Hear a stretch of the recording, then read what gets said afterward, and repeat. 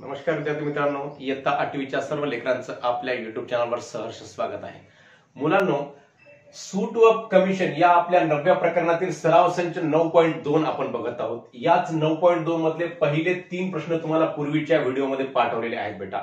या पूर्ण 9.1 मध्ये आपण सूट बघितला आणि 9.2 मधल्या पहिल्या 3 प्रश्नामध्ये कमिशन म्हणजे काय हा भाग आपण बघितलेला आहे बेटा. परंतु या उदाहरणामध्ये तुम्हाला रिबेट हा शब्द बघायला भेटेल. रिबेट म्हणजे काय असते तर एक प्रकारची सूटच असते.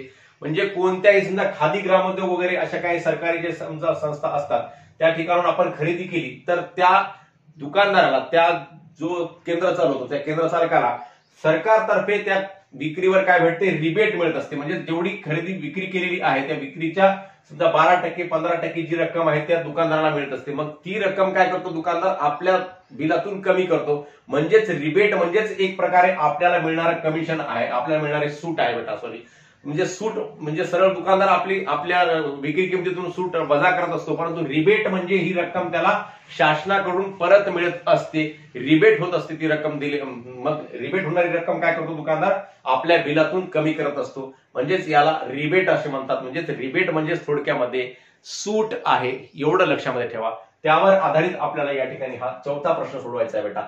तर हे प्रश्न सोडवण्याच्या अगोदर आपणा सर्वांना विनंती आहे की आपण जर अजूनही या चॅनलवर नवीन असाल तर सर्व विद्यार्थी मित्रांनी आपल्या चॅनलला सबस्क्राईब करावं व सबस्क्राईब करून बेलचं बटन क्लिक करावं, जेणेकरून मी पाठवलेल्या प्रत्येक व्हिडिओची नोटिफिकेशन तुम्हाला सर्वात अगोदर मिळेल बेटा आणि आपण गणित या विषयाचा चांगल्या प्रकारे अभ्यास करू शकाल.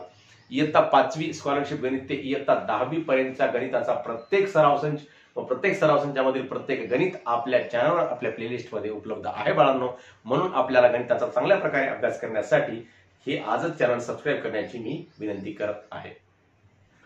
तर 4था प्रश्न बघा बेटा. खादी भांडारातून उमाताईंनी खालील वस्तू खरेदी केल्या. या वस्तू उमाताईंनी खरेदी केल्या. कोणत्या वस्तू केल्या? 3 साड्या घेतल्या, प्रत्येकी 560 रुपयाची एक साडी प्रमाणे 3 साड्या घेतल्या आणि मधाच्या 6 बाटल्या घेतल्या, प्रत्येकी 90 रुपये प्रमाणे. मग या खरेदीवर 12% प्रमाणे रिबेट मिळाले तर उमाताईंना या वस्तू केवढ्याला मिळाल्या? मग काय करावं लागते बेटा, अगोदर उमाताईंची खरेदी किंमत काढावी लागते. मग उमाताईंची खरेदी किंमत काढण्यासाठी अगोदर साड्यांची किंमत काढायची आणि नंतर मधाची किंमत काढायची आणि दोन्ही मिळून दोघांची बेरीज म्हणजे काय असेल, उमाताईची खरेदी किंमत असेल. मग त्या मिळालेल्या खरेदी किमतीवर 12% रिबेट म्हणजेच ती रिबेटची रक्कम काय करावी लागेल, वजा करावी लागेल आणि मग उर्वरित रक्कम जी आहे ती काय असेल, उमाताईंची खरेदी किंमत असेल बेटा. मग साड्यांची खरेदी किंमत, पहिल्यांदा साड्यांची खरेदी किंमत, साड्यांची खरेदी किंमत बरोबर आहे 3 गुणिले 560. 3 गुणिले 560 किती होते बेटा? मग 3 गुणिले 560 बरोबर आहे 300, 3 3 15, 3 सख 18 ला 8 हातचा 1 3 15 आणि 1 किती 1680 रुपये. आणि नंतर मधाची खरेदी किंमत, मधाची खरेदी किंमत. आता मध किती सांगितलं बेटा? 6 बाटल्या आणि 90 रुपये प्रमाणे. मग 6 गुणिले 90 करूयात, बरोबर आहे 600 आणि 96 54 म्हणजेच मधाची किंमत किती सांगितली 540. तर एकूण खरेदी किंमत म्हणजेच या दोघांची काय होते बेटा, या ठिकाणी बेरीज होते. म्हणून उमाताईंची एकूण खरेदी किंमत असं लिहा वाटल्यास,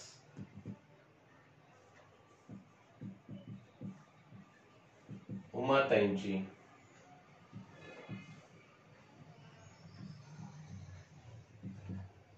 एकूण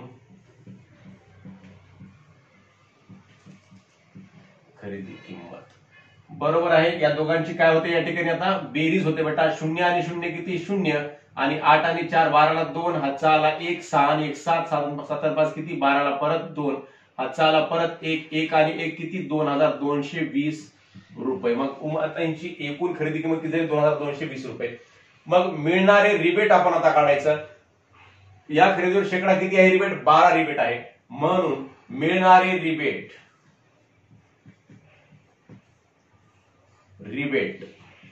आता रिबेटची रक्कम काढायची आहे, तुम्हाला सांगितलेलं आहे कोणत्याही रकमेचे कोणतेही टक्के कसे काढायचे बेटा, तर त्या रकमेला त्या टक्केनं गुणायचं.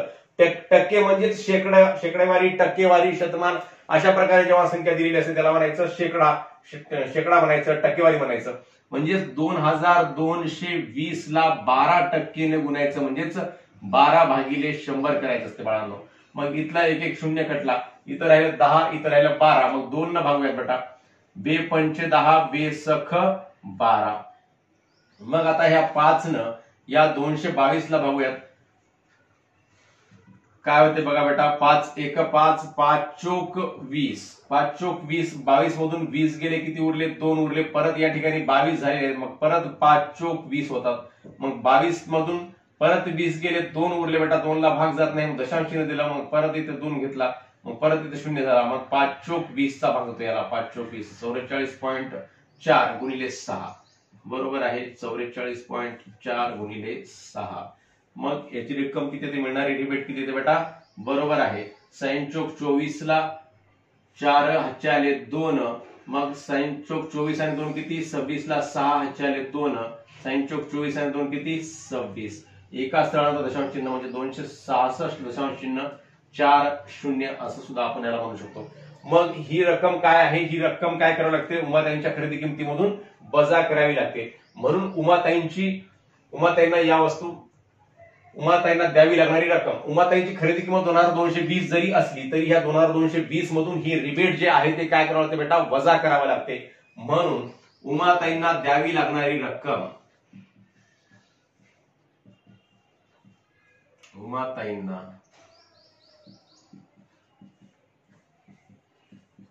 द्यावी लागणारी रक्कम बरोबर आहे 2220 वजा 266.40. आता बघा बेटा, दशांशाची वजाबाकी कशी करायची तुम्हाला शिकवलेलं आहे पूर्वीच्या इयत्तेमध्ये. जरी तुम्ही विसरून गेला असाल तरी तुम्हाला या ठिकाणी सांगण्याचा मी प्रयत्न करतो, उभ्या पद्धतीने सांगतो म्हणजे तुम्हाला पक्का लक्षामध्ये राहील. 2220 दशांश चिन्ह 00 लिहावं लागते आणि वजा 266.40. आता या दशांश चिन्हाच्या खाली दशांश चिन्ह लिहायचं बेटा, आणि इथं 4 शून्याचे दशांश स्थानी 4 आहे आणि शतांश स्थानी या ठिकाणी किती आहे, 0 आहे. मग असं पुढे लिहायचं 0.40. मग आता इथं 6 लिहायचं बेटा, आणि इथं 6, एककच्या खाली एकक, दशकच्या खाली दशक आणि शतकच्या खाली शतक. आता पुढं आता हे बरोबर हे जे 4 आहे हे दशांश चिन्हाच्या खाली, दशांश स्थळाच्या खाली लिहिलं, आणि हे 0 पुढचं हे शतांश स्थळाच्या खाली लिहिलं बेटा, हे लक्षामध्ये ठेवा. मग याची बरोबर एका खाली 1 लिहिल्यानंतर यांची वजाबाकी करायची. 0 मधून 0 गेले 0, या 0 मधून 4 जात नाहीत, हातचा घेतला, इथं झाले 10 बेटा. मग 10 मधून 4 गेले, किती राहिले, 6 राहिले बेटा. मग इथला हातचा कुठून आला, इथला इथं आला, इथं कुठून आला, इथला आला, म्हणजे इथं किती झाले होते, 10 झाले होते बेटा. 10 मधून 1 इकडे नेला, मग इथं 1 नेल्यानंतर इथं 9च राहिले बाळांनो. 9 मधून 6 गेले किती, मग 3. हे दशांश चिन्हाला दशांश चिन्ह. मग इथं 1 आपण इकडे पाठवला होता, इथं राहिला 1 मधून 6 जात नाहीत, इथं मग अजून परत हातचा घेतला, 11 झाले, 11 मधून 6 गेले 5. इथला 1 इकडे पाठवला होता, इथं राहिला 1, इथं 1 मधून 2 जात नाहीत, परत हातचा घेतला, 11 मधून 2 गेले 9 या ठिकाणी. मग इकडे 1 पाठवला होता, म्हणजे इथं इथे किती राहिला, 1 राहिला, म्हणजे 1953.60 रुपये. उमाताईंना द्यावी लागणारी रक्कम बरोबर किती, मग आता 1953.60 अशी एवढी रक्कम उमाताईंना द्यावी लागणार आहे. तर बेटा अशा प्रकारे आपण हे 4थं उदाहरण पूर्ण केलेले आहे. लगेच आपण 5वं उदाहरण बघूयात. फक्त रिबेट म्हणजे एवढं लक्षात ठेवा, रिबेट म्हणजे ती रिबेटची रक्कम काढायची असते, आणि ही रिबेटची रक्कम त्या एकूण खरेदी किमतीमधून काय करावं लागते बेटा, वजा करावी लागते. म्हणजे ही रक्कम दुकानदाराला परत मिळत असते शासनाकडून, म्हणून दुकानदार ही रक्कम काय करतो, आपल्या बिलातून कमी करत असतो. यालाच रिबेट असे म्हणतात. म्हणजे रिबेट म्हणजे थोडक्यामध्ये आपल्याला ती सूट मिळत असते. तर आता आपण 5वं उदाहरण बघूया. तर मुलांनो 5वा प्रश्न आहे, दिलेल्या माहितीच्या आधारे खालील रिकाम्या चौकटीत योग्य संख्या भरा. एका दलालामार्फत श्रीमती दीपांजली यांनी 7,50,000 रुपये किमतीचे घर श्रीमती लीलाबेन यांच्याकडून खरेदी केले. दलालाने दोघीकडून प्रत्येकी 2% दलाली घेतली तर आता दलालाने काय केलं बेटा, दीपांजली यांनी घर विकत घेतलेलं आहे, मग लीलाबेन यांनी विकलेलं आहे, म्हणजे लीलाबेन कडून सुद्धा दलाली घेतली आणि दीपांजली यांच्याकडून सुद्धा दलाली घेतली, म्हणजे दोघांकडून सुद्धा दलाली घेतली. किती टक्के प्रमाणे घेतली, 2%, म्हणजे 100 रुपयाला 2 रुपयाचा 7,50,000 किती दलाली होईल हे आपल्याला या ठिकाणी काढायचं आहे बेटा. म्हणजे श्रीमती दीपांजली यांनी घर खरेदीसाठी 7,50,000 गुणिले 2 भागिले 100 बरोबर डॅश डॅश रुपये दलाली दिली. म्हणजे दीपांजलीने दलाली दिलेली आहे घर खरेदी करण्यासाठी. मग ही रक्कम अगोदर आपण काढून घेऊयात. म्हणजेच याला 7,50,000 रकमेला 2% न गुणायचं बेटा. म्हणजेच कोणत्याही रकमेचे कोणतेही टक्के, जसं तुम्हाला सांगितलेलं आहे त्या रकमेला 2% न म्हणजेच 2 भागिले 100 न गुणायचं बाळांनो. म्हणजे इथे 7,50,000 लिहिलं आपण, गुणिले 2 भागिले 100. मग याची किंमत आपण या ठिकाणी इथं काढूयात बेटा. 7,50,000 हे कच्चं काम करण्यासाठी मी इथे या ठिकाणी मी कच्चं काम करण्यासाठी इथं कॉलम आखलेला आहे, तर चौकट आखलेली आहे. 7,50,000 गुणिले 2 भागिले 100. मग हे 2 शून्य करतात, हे 2 शून्य करतात बेटा. म्हणजेच 7,500 गुणिले 2. मग बे शून्य शून्य होते, बे शून्य शून्य होतात, बे पंचे 10 ला शून्य होतात, हातचा आला 1, बे साती 14 आणि 1 किती बेटा, 15,000 रुपये. मग 15,000 काय होते, दलाली होते. 15,000 रुपये दलाली दिली. मग 15,000 रुपये दीपांजली यांनी दलाली दिलेली आहे. मग दीपांजलीला 7,50,000 रुपये दिलं. दीपांजलीने काय केलं, घर खरेदी केलेलं आहे. मग घर विकणाऱ्याला सुद्धा तेवढीच दलाली आहे, म्हणजेच रक्कम तेवढीच आहे 7,50,000. म्हणजेच विकणाऱ्याला सुद्धा, म्हणजेच लीलाबेन यांना सुद्धा घर विक्रीसाठी एवढीच 15,000 रुपये दलाली द्यावी लागेल. इथं सुद्धा आपण काय लिहूयात बेटा, 15,000 लिहूयात. 15,000 लिहूयात. इथं सुद्धा 15,000 लिहिले आपण. मग दलालास या व्यवहारात एकूण डॅश डॅश रुपये दलाली मिळाली. मग एकूण दलाली किती बेटा, 15,000 अधिक 15,000. बेरीज करत बसण्याची आवश्यकता आहे का, तुम्हाला सर्वांना कळतेच. 15 आणि 15 किती, 30,000 रुपये दलाली मिळाली. म्हणजे एकूण 30,000 रुपये आपण या ठिकाणी लिहायचे बेटा. एकूण 30,000 रुपये दलाली मिळालेली आहे. 30,000 दलाला एकूण 30,000 रुपये दलाली मिळाली. श्रीमती दीपांजली यांना ते घर डॅश डॅश रुपयांस मिळाले.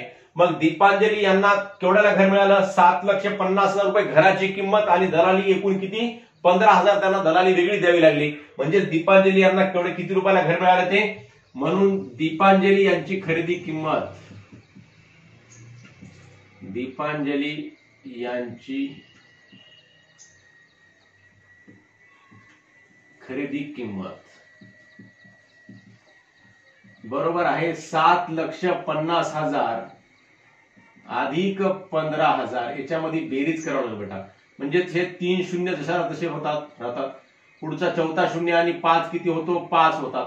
आणि हे 1 आणि चौथा शून्य 5 आणि हे चौथा शून्य 5 होतात बरोबर आहे. आणि 1 आणि 5 किती, 6 होतात. आणि 7 ला 7 म्हणजे 7,65,000 रुपये. म्हणजेच श्रीमती दीपांजली यांना ते घर 7,65,000 रुपयांस मिळाले.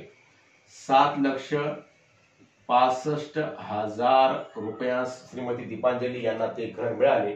मग श्रीमती लीलाबेन यांना घर विकून डॅश डॅश रुपये मिळाले. 7,50,000 श्रीमती लीलाबेन यांनी घर विकलं श्रीमती दीपांजली यांना.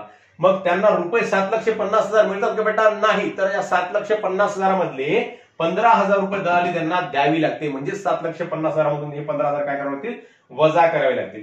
म्हणून लीलाबेन यांना मिळणारी रक्कम, लीलाबेन यांना मिळणारी विक्री किंमत म्हणा किंवा रक्कम म्हणा,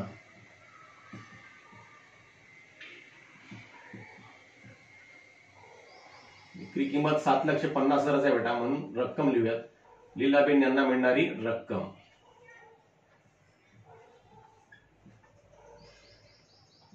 बरोबर आहे 7,50,000 वजा किती, 15,000. आता याच्यातून 15,000 इथं आपण मिळवले होते, इथं काय करावं लागतील, वजा करावे लागतील. म्हणजेच किती होईल मग, आता या 3 शून्य जशाला तसे पुढचे, चौथ्या शून्यामधून 5 गेले जात नाहीत, म्हणजे 10 झाले, 10 मधून 5 गेले, 5 इतर राहिले 4, 4 मधून 1 गेला 3 बेटा, आणि 7 ला 7 म्हणजे 7,35,000. तर अशा प्रकारचं हे उदाहरण आहे. दलाली दोघांकडूनही द्यावी लागत असते अशा प्रकारच्या व्यवहारामध्ये. मग ज्यांना खरेदी करायचं आहे त्यांना ते खरेदीची किंमत तर द्यावी लागते, त्याबरोबर दलालीची रक्कम मिळवावी लागते. म्हणजे यांना एकूण रक्कम त्यांची वाढते. 7,50,000च्या ऐवजी यांना 7,65,000 रुपये किंमत पडली दीपांजली यांना. आणि जे विक्री करत आहेत यांना विक्री किमतीमधून जे पैसे आपला येतात, परत येतात, जे एखादी वस्तू विकल्यानंतर त्या किमतीमधून दलालीची रक्कम वजा म्हणजे द्यावी लागते. म्हणजे 7,50,000 मधून लीलाबेन यांना 15,000 रुपये द्यावे लागले, म्हणजे त्यांना किती पडले 7,35,000 रुपये. असे मिळून दोघांना मिळून 30,000 रुपये दलाली द्यावी लागली बेटा. तर अशा प्रकारे आपण सराव संच 9.2 मधला प्रश्न 4था व 5वा या ठिकाणी पूर्ण केलेला आहे. व सूट व कमिशन हे प्रकरण सुद्धा या ठिकाणी पूर्ण केलेलं आहे बेटा. तर सूट म्हणजे काय थोडक्यामध्ये सांगतो. सूट म्हणजे कोणत्याही रकमेवर देण्यात येणारी कमी होणारी रक्कम. समजा एखादी वस्तू 100 रुपयाला आहे तर ती वस्तूवर सूट दिली म्हणजे त्या रकमेतून त्या 100 रुपयामधून ती रक्कम वजा करायची. 20% सूट आहे समजा, मग 100 रुपयावर 20% सूट म्हणजे 100 रुपयाची वस्तू ट्रान्सपोर्टला भेटेल 80 रुपयाला भेटेल. 100 वजा 20 केलं तर 80 रुपये. म्हणजे छापील किंमत वजा सूट बरोबर आहे विक्री किंमत असं असते. म्हणजे 100 वजा 20 बरोबर आहे 80. आणि कमिशन म्हणजेच काय, दलाली म्हणजेच काय, तर एखाद्या वस्तूची, एखाद्या व्यक्तीची, एखाद्या वस्तूची कोणत्याही किंवा प्लॉटची, घराची कोणत्याही बाबीची किंमत एखादी विक्री होत असताना ती विक्री आपल्या मार्फत प्रत्यक्ष होत नसेल तर ते दलाला मार्फत विक्री करावी लागते. आणि त्या विक्री किमतीमधून मग दलालाला काही रक्कम द्यावी लागते. त्याला म्हणतात कमिशन म्हणतात, दलाली म्हणतात, अडत म्हणतात. अशा प्रकारचे विविध शब्द आहेत. या सराव संच 9.2 मधले आपण पहिल्या 3 उदाहरणामध्ये पूर्ण सविस्तरपणे बघितलेलं आहे. कमिशन म्हणजे काय, दलाली म्हणजे काय. तसंच या ठिकाणी सुद्धा आपण तुम्हाला सांगितलेलं आहे. तर दलाली ही काय करावी लागते, त्या विक्री किमतीतून वजा करावी लागते. आणि घेणाऱ्याला काय होते, मग ते दलाली त्या खरेदी किमतीसोबत त्याच्यामध्ये मिळवावी लागत असते बेटा. अशा प्रकारे हे आपण पूर्ण सूट व कमिशन हे प्रकरण या ठिकाणी पूर्ण केलेलं आहे. तुम्हा सर्वांना हा व्हिडिओ समजला असल्यास नक्की आपल्या मित्रांना शेअर करा व व्हिडिओवर लाईक व कमेंट सुद्धा अवश्य करा बेटा. तर पुन्हा भेटूयात पुढील व्हिडिओमध्ये.